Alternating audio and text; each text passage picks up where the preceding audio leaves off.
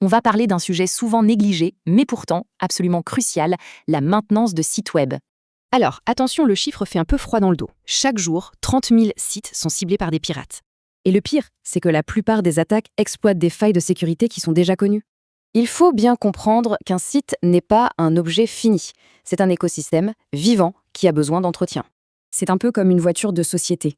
Une panne et c'est toute l'activité qui peut s'arrêter net. Dans le jargon pro, on appelle ça le MCO. L'idée, c'est de s'assurer que tout tourne parfaitement. L'objectif, c'est d'anticiper les problèmes, pour ne pas avoir à gérer des urgences qui coûtent toujours plus cher. Une bonne maintenance repose en fait sur 4 grands piliers. Voyons ça de plus près. Le premier, c'est la base, la sécurité. Ça passe par des sauvegardes et des audits réguliers. Des sauvegardes efficaces, c'est simple, automatique, stockées ailleurs et surtout testées pour être sûr qu'elles fonctionnent.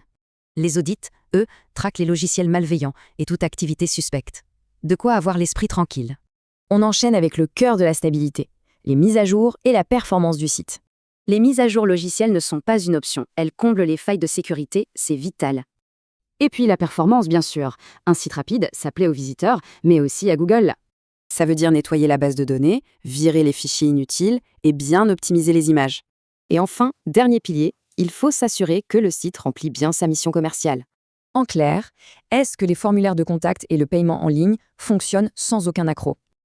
Alors ça amène une question importante. On gère tout ça en interne ou on délègue à des pros? En interne, ça prend un temps fou. Un contrat, c'est une sécurité experte et une réponse immédiate en cas de problème. Déléguer la technique, ça libère du temps pour son cœur de métier et ça limite vraiment les risques financiers. Bref, la maintenance préventive n'est pas un coût. C'est un investissement qui protège un actif essentiel. On se quitte avec une dernière question. À quand remonte votre dernière sauvegarde testée et validée?